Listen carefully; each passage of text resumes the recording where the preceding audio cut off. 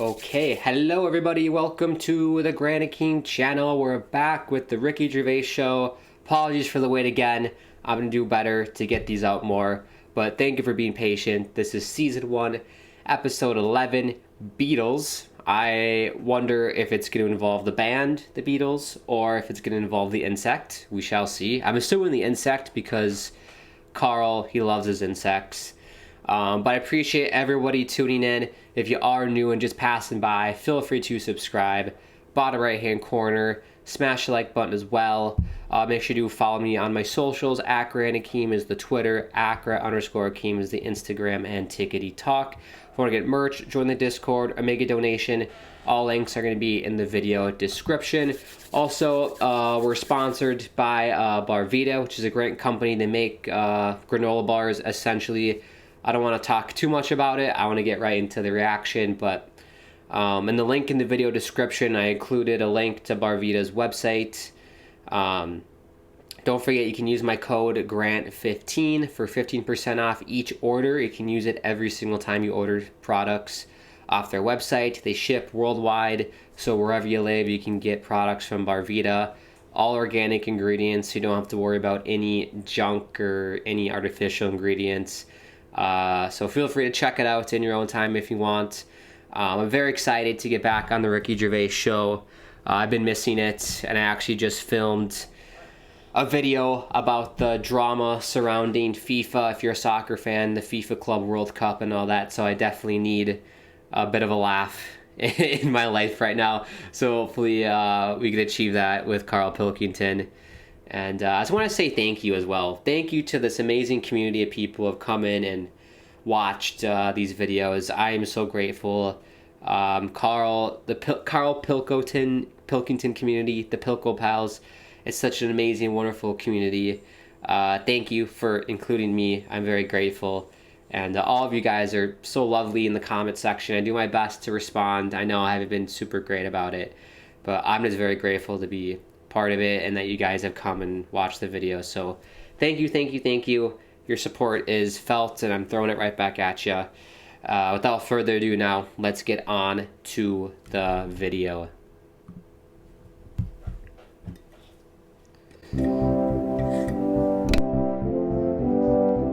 For the past few years, Ricky Gervais, Stephen Merchant, and Karl Pilkington have been meeting regularly for a series of pointless conversations. This is one of them. Testing. Is that all right?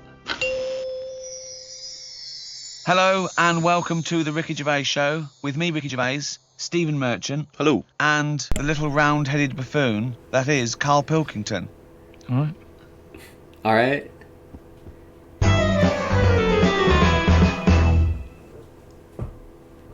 We do, of course, Rick, every week get thousands of emails. I mean, it's Freddie from Winchester says, of course, it was recently Valentine's Day. What's the most romantic thing that you've done for Suzanne, Karl, that you can think of? I don't really do all that. Sure. Valentine's Day stuff. Not surprising. It's just, the problem is, if you do it once, they expect it every year. Yeah. That's the problem with Christmas and stuff, innit? It's like, it's become, that's what you do now, every year. Every day, yeah. So I prefer to just sort of wait, you know what I mean? And you know, if I think of an idea or I know of something that she wants, I might get her something, but I might not do it on Valentine's Day. It's that thing. It's like how I've said about Pancake Tuesday. Make it Pancake Wednesday. Have it when you want. Why am I waiting? Why am I waiting for someone to tell me when I can have a pancake? I'll have it today if I want one. Yeah. You know what I mean? Whereas Pancake Tuesday, no, I won't bother. I'll have trifle. So it's the same with this. You know, with Suzanne. Luckily, right? I mean, Valentine's Day and what have you. She was ill. Luckily. Luckily. So we didn't have to go out.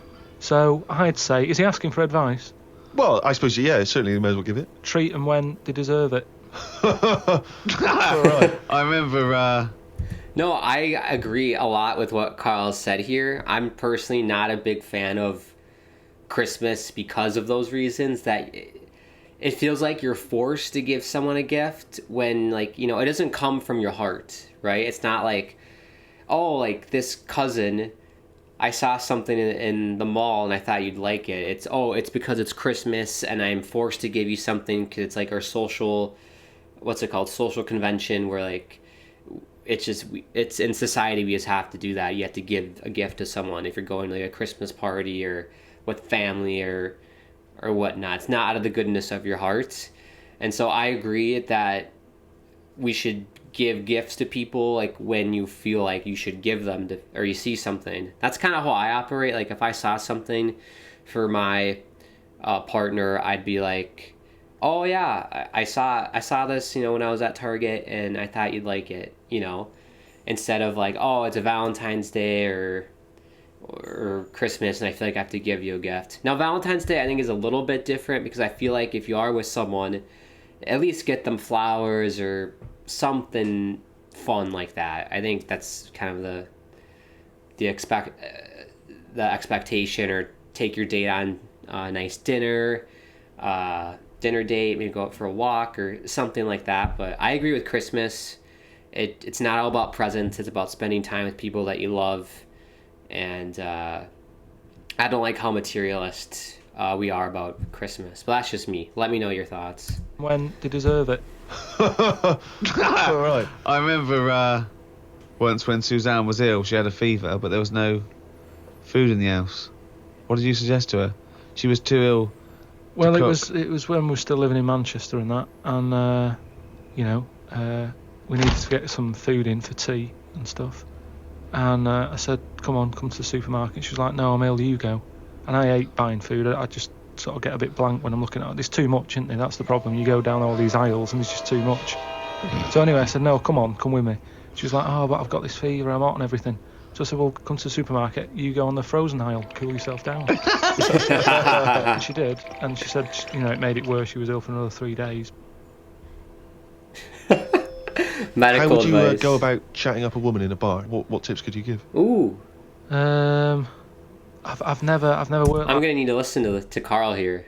I need some advice, Karl. What tips could you give? I've never worked like that. It's always been like a friend of a friend and all that, and just happened to meet them, and then you know you have a chat, and then. How did you meet Suzanne? That was when I was working with her, and she gave me 20p for the hot chocolate machine. She never asked for it back. Thought she's all right. Been there sort of 11 years, so it works. That's beautiful. Has she ever given you that? You've never given that 20p Never back? asked for it back. Did you return the favour, perhaps on the next date? You buy her a Kit Kat or something? No, I don't think I did. I think word got out that she liked me and that. And what did I do? I think I did some work for her. Did some editing for her to sort of show off my skills and that. Sure. Nice. And she was like, "Oh, you're good at this, aren't you?" I was like, "Yeah." And I think she got us another drink because I was doing that editing for her in my own time. So you're up on the deal, aren't you? Because I know now, I feel for a fact that you've not spent any money on her in 11 years. So you're 40p up. At least. That's beautiful. Lawrence from New York says, I was wondering how Mr. K. Pilkington would interpret this famous saying of philosopher Ludwig Wittgenstein. The quote is, if a lion could talk, we could not understand him. Even if he's English. Yeah, if a lion could speak English, so there's no language barrier, he's speaking English words and using all the correct grammar and everything, but you wouldn't be able to understand what he was saying. Why? Because it is from a different world. His frames of reference would be so bizarre that you wouldn't be able to get a grasp on what he was talking about, because you'd have so little in common, even if he used real words. No, but he's talking English. Yeah, no, but his reference points would be just so far removed. You know, they're removed slightly when if you saw two people talking about Kierkegaard, you'd I hear... wouldn't understand it. Exactly. So remove that 1 billion times to a different species with different input. No, but it depends. If I'm talking to a lion in London Zoo, Yeah. he'll be saying, "Oh, I'm fed up of being stuck in here." I'll go, "Yeah." It's like that. It depends what his background is. I mean, there's some people who might have lived down the road from me, but have a totally different life. Absolutely. So it doesn't matter that it's a lion, does it? Well, yeah, because they're just trying to remove it even more. So now it's not just a bloke who lived a few doors away. Now it's not even a bloke. Now it's not even... Yeah, but I'd pick something smaller, Right. or something, a worm without a mouth, I'd go definitely not. What? Definitely not what? I wouldn't be having a chat with it. I just think that a worm that's on the ground, Yeah. what's it got to offer me? It's blind and it hasn't got a mouth. It's not going to be a good day out with it, is what I'm saying. It's not going to have that much to say to me, even if it's English. Right? Even if it's And how can you tell if a worm is English? Does it wear a very tiny bowler hat? Oh, Christ. But do you understand? What about a jellyfish? No, I get what he's trying to say though, because like a worm's life, it just goes around in the dirt and just doesn't do much, right? So I get you'd rather talk to the lion, because the lion's life would be more interesting, I think, from our perspective than a worm's life. But maybe, a bug's life, right? They made a movie about that in Disney. Maybe a worm's life would be interesting as well. Let me know what animal you would like to have a chat with. Like, what animal would you like to talk to? I'm trying to think for me. I've always, since I was a kid, I remember I saw a picture of them in, like, one of our textbooks that we got. It was like a vulture, and I'm like, that's so cool. They look so cool looking, vultures. And I think it's awesome that they don't necessarily go out and kill animals. They already eat animals, like animal scraps. So the other animals in the wild do all the dirty work. They kill the animal, they leave food scraps, and then the vultures come in and eat the bones and the unwanted stuff that like the lions didn't want to eat or whatever. So I've always been fascinated with vultures, so I'd like to have a conversation with the vulture. Also, sea lions. I've always loved sea lions, the dogs of the ocean. I think it'd be fun to have a conversation with the sea lion. But it's a good point, though. Like, their frame of references would be so different. Would you be able to comprehend what they're saying? I think you would. I mean, I don't know. I think you would. I'd give it a shot. But I get what Ricky's trying to say. Like, their frame of references and kind of what they believe in and their life is so different from us that would it even make sense to us. So let me know. Oh, Christ. But do you understand? What about a jellyfish?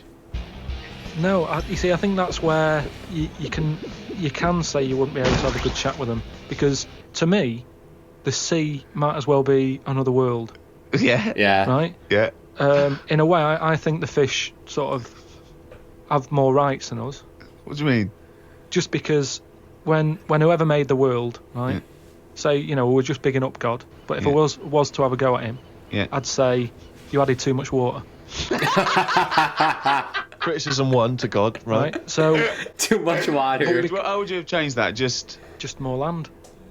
There you go. Now, why have fish got more rights than us? That was what I was interested in. Because there's loads of them, and when you look at the amount of sea on the world, right? There's loads of that. You only have to like I was in Malaga the other week, right? And you look in the sea, there's loads of different fish, and that's just in like 8-foot water. If you go miles out, there's like all sorts of weird fish, isn't there, with like lights on them and everything. So, and there's just millions of different types. Yeah. Now, but why does that mean they've got more rights than us? just because I think, rights come in numbers, don't they? If you know what I mean. Like, if there's one of you shouting, people go, oh, he's an idiot, shut up, whatever. If there's loads of you shouting, they go, oh, best listen to him, see what they've got to say. Right. And that's what I mean about fish. Yeah. There's loads of fish. Right. Are they shouting? But they're not really making their voices heard, though, are they? Yeah. I know, because they're underwater. But what I mean is, I don't know what I mean.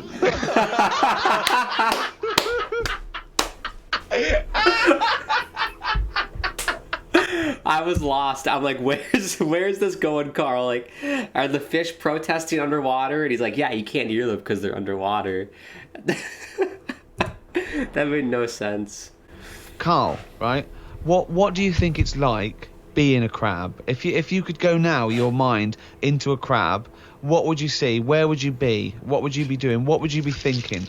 What would you think of all the other things the crabs you'd see, the squids you'd see? What's it like, do you think? I want you to... It's like creative writing. Just think. Just let yourself go. Come on. It's got to be a crab. What do you think of a slug? What do you think to be a slug? What would you do if you were transported now into a slug? What would you do? And Suzanne, you're suddenly in the kitchen, but you're a slug, and Suzanne's sort of like there, just making tea and that. How do you let her know It's you. It's impossible. I'd just chuck myself into the salt pot or something. No, because what do you do? You'd commit suicide. That would be horrible, that. Oh, God. Have you ever read Franz Kafka's Metamorphosis? In which a man wakes up and he's turned into a giant beetle?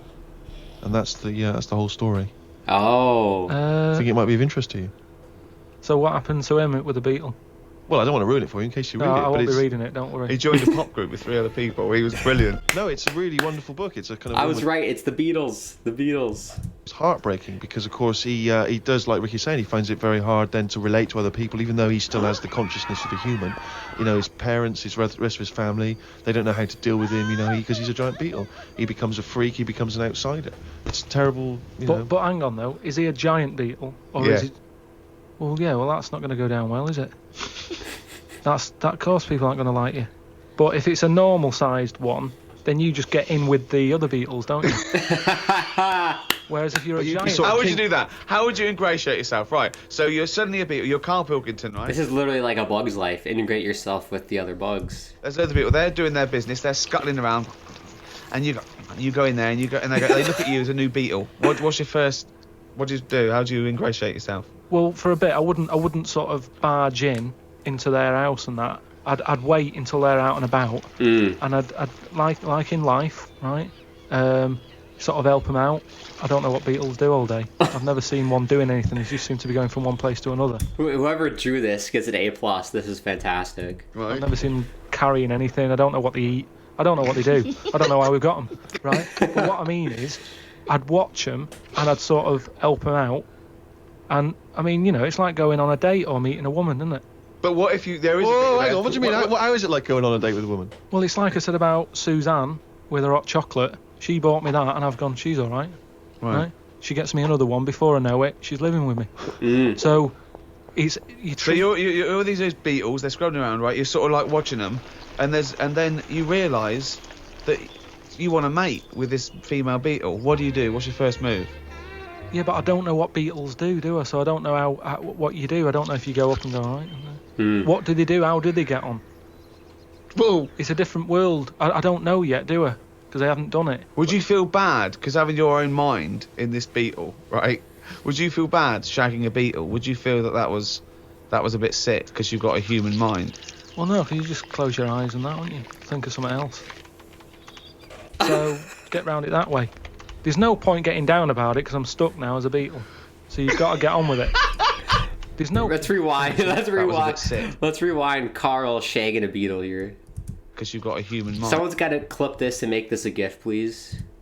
Well, no, because you just close your eyes and that, wouldn't you? Think of something else. So get round it that way. There's no point getting down about it because I'm stuck now as a beetle. So you've got to get on with it. But if you were a slug, you said you'd throw yourself in the salt pot. What would you do if you were a beetle if you got depressed? And you see all the other humans. No, you see your mates, right? They're listening to the iPod. What would you do? Well, no, that's what I'm saying. Though beetles are different because they do tend to hang about with each other. A slug's always on its own. It's a lonely insect, isn't it? It's not an insect. All right, what is it? A mollusk. Right, they're lonely. I've never seen a load of snails all together or slugs wandering about. Whereas beetles seem to knock about in crowds. Yeah.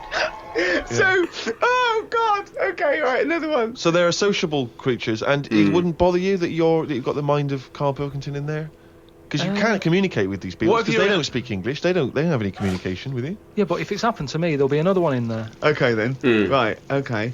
What would you do, right? That's this disgusting thing. What could it be? Right, what would you do, right, if you were suddenly a fly, right? And you were knocking around with the flies, right? And you had to land on some... excrement? Yeah. What would you do? Yeah, but I don't have to. What do you mean? You're a fly. You're but loving I wouldn't. No, I wouldn't be loving it, though, would I? Why? Because I'm me in that fly's head. So I don't think other flies would be going, come on, join in. I'd just be like, no, I'll wait here, wait, watch, and that. Because I don't see why they have to do that. What would you do, right, if you had to go back and you were in a... had to go and put your mind in like the an unhatched egg of something, like maybe one of those that a wasp was injected in a spider, so you know you're in an egg, right, which is really uncomfortable, in a spider. How would you feel about that, Karl? Ooh. You're a baby wasp in the abdomen of a spider. And I know everything that I know now. I'm sat in there. Yeah. And now I'm in a spider as an unborn wasp. What the fuck am I doing here? What's going on? I don't know what I'd do there. Really try and sleep. There's nothing else to do though, is there? I just pray to God it never happens. Such a practical answer there. I'll just sleep. I mean, yeah, because there's nothing you can do. That'd be scary as hell if you woke up inside a spider. Oh, Jesus. That's nightmares. That's nightmare fuel. I just pray to God it never happens. I don't believe that he's written it down. Yes, the diary. Well, that's the jingle that signals it's time for more extracts from Karl's diary, and we'll lunge straight into it. Wandered down Carnaby Street. There was a happy homeless fella. I gave him £1.50. I thought of a tongue twister after giving him the money. It goes, if you can't treat a cheerful tramp, what sort of tramp can you treat? It's good, that. Say it fast. If you can't treat a cheerful tramp, what sort of tramp can you treat? Yeah, good, isn't it? Good, that, yeah. Yeah. You've got too much time on your hands, Karl. If you can't treat a dreadful tramp, then you... What? What was it again? Can you treat? It's good, that. Can't treat a cheerful tramp. Cheerful what tramp. Sort of tramp what sort of tramp can can you you treat? treat? It's good, Okay. that. All Say right. it fast. If you can't treat a cheerful tramp, what sort of tramp can you treat? That's a good tongue Good, isn't twister. it? Good, that, yeah. You've got too much time on your hands, Karl. Learned some famous quotes to see if they are as good as my sayings. Number 1, treat every day as if it's your last. Very famous saying. Now, is that something you do, Karl? But you know, my problem with that one is that if it was your last, you wouldn't want to be doing much. That's the only problem I've got with that. I wouldn't want to, go to a fairground or whatever, because you're going, oh, it's my last day, what am I going to do? And I think you'd spend so much time worrying about what you're going to do that you'd end up staying in. I think you're right. Yeah. You've taken some of the poetry out of it. I think it means live life to the fullest, right? I like the fact that you were musing on the idea that if it was your last day, you'd go to the fair. It's getting such a 19th century way of spending your final day. I know, yeah. Well, the thing is, the other thing is that the only thing that people get depressed about in terms of sort of like life and death is not the knowledge that they're gonna die, but more the knowledge that they know they're going to die when they're dying. If someone told you no one ever knows when they're going to die, no one ever gets an illness, no one ever gets hit by a truck, everyone passes away peacefully in their sleep, dreaming they're riding a big marshmallow, right? Then you wouldn't care about anything. It wouldn't matter when. It wouldn't matter if you died tomorrow or in 30 years' time. You'd just live life to the full. You'd have it, every day would be great. You'd go out, you'd come back, you'd fall asleep. That would be amazing. Mm-hmm. There'd be no stress. There'd be no angsty, we're all going to die stress, because it wouldn't matter, because it would just be your life. Wouldn't it be amazing if someone guaranteed you, Karl, you're going to die in your sleep? I'm not going to tell you when. Yeah, but some people do, don't they? Well, exactly. Yeah, but we I never want know that. we're going to, because we stress. What if we get a dreadful illness? What if we, But we're almost not letting people die naturally anymore, are we? Because we're always bodging stuff up. What do you mean?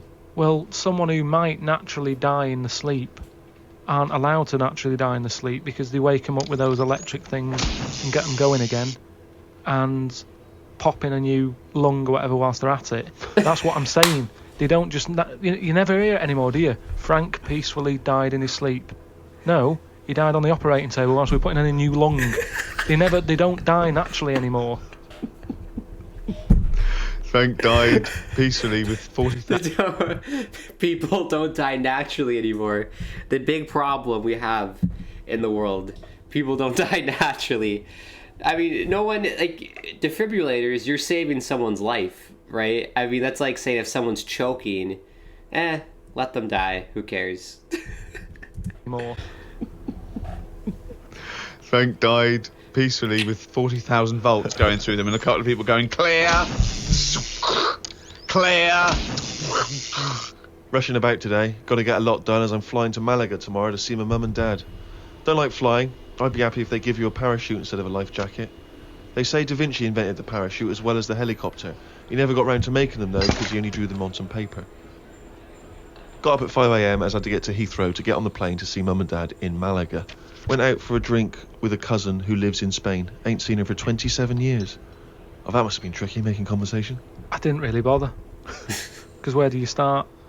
I might as well go up to anyone in the street and start having a chat. Yeah, going further back then, did you want Chantal to win Big Brother? Yeah. Me dad and me talked about history. I said we shouldn't go on about things that happened ages ago because I bet something similar has happened more recently. Brilliant. Yeah, that's great. Read about an island in the Indian Ocean where there are tribesmen still living like they're cavemen. A helicopter tried to land and the tribesmen chucked spears at them. This is what I meant about not having to talk about things that happened ages ago. We have got new cavemen now, so why do we talk about the old ones? People could have lived before, but computers and all that blew up and books got burnt, so all they had left was what these tribesmen have got left. Rambling man. Of a maniac. That is that's just that- a few hours before you go crazy with a gun in the... No, but Yeah, I don't understand what he's saying. what I mean there is, right, say if all this has happened before, something happens, Again, a lot of information from the Planet of the Apes. world ends, right, we come back again somehow. Yeah. Okay. It's the detail you leave out that makes you intriguing. Just like the watch that you can wear that tells you when you're going to die. How does it work? Pop it on your wrist. That's all the detail you need. So the world happened. No. We came back. Have you seen the pictures? Forget it then if you don't get it. It's interesting that you had all those profound thoughts about this period in the past when they all lived, but you still found it appropriate to include at the end of that. It says that tribesmen wave their knobs about when they've had enough of having visitors. That's what it said in the paper. That's what happens. They're quite happy. What paper is this that you're reading? It was in like a paper a couple of days ago. It said they don't mind having visitors if they're bringing them coconuts and stuff that they can eat. Once they've got everything they need, they start waving the tackle about, and that means like, right, leave now. Which you would, wouldn't you? Yeah, at a dinner party. My grandfather used to do that. Bollocks, Karl.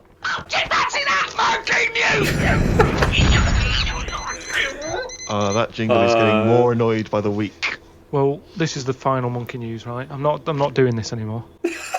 Right, because we've covered it all. All the monkey news has been covered? It has. You sounded so aggressive. He's like, we're not doing this anymore because people don't respect me. This is sad. The last monkey news. No. This anymore.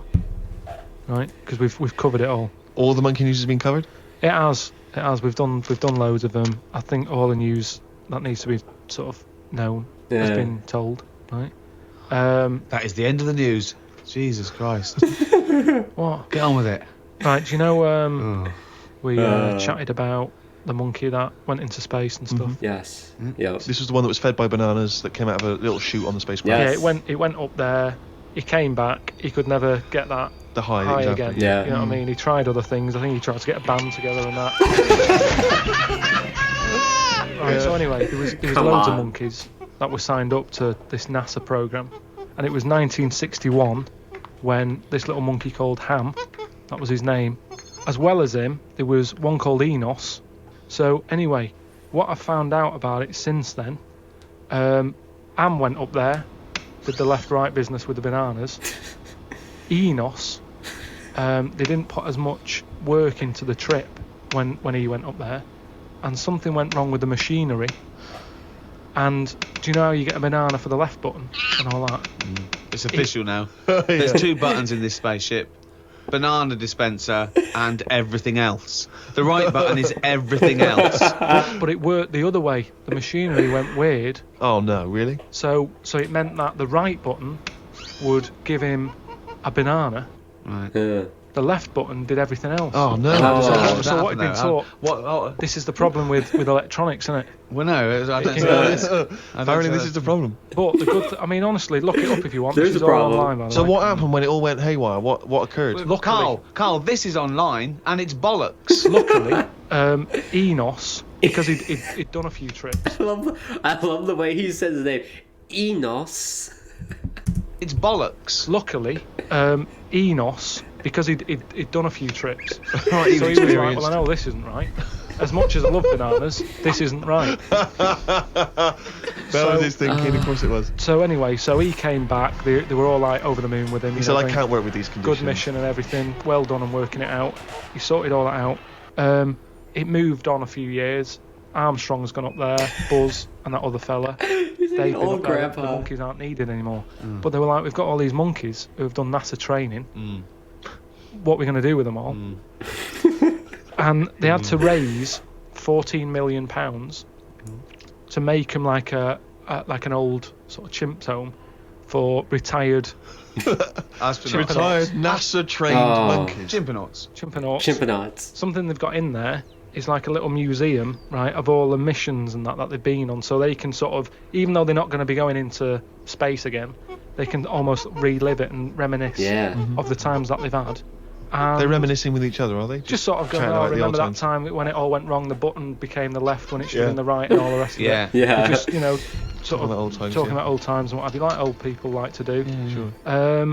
And yeah, that's it. So if you want, Perhaps we should retire Monkey News to that same place. that's what I mean. So, you know, I hope you've enjoyed the monkey news. And There that. you That go. was the last one. Look after the monkeys.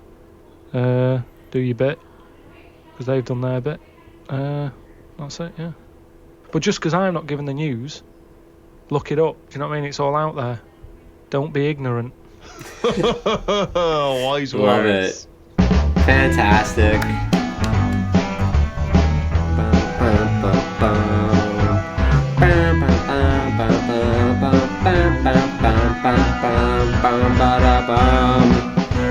Beautiful. I'm sad that is the end of Monkey News, but perfect story. Chimps reminiscing about the past at the Chimpanaut Community Center. The Monkey News goes in the retirement home as well.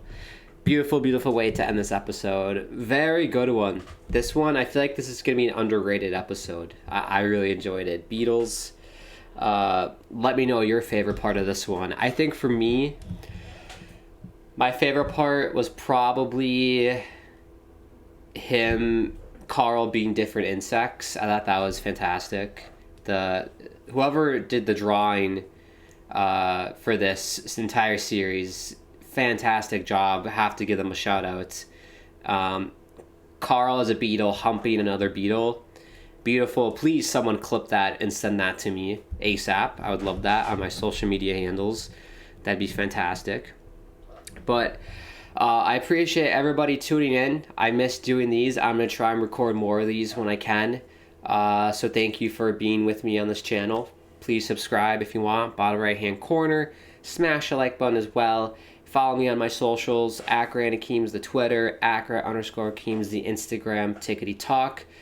You know the drill. Donation page, merch, Discord. Links in the video description.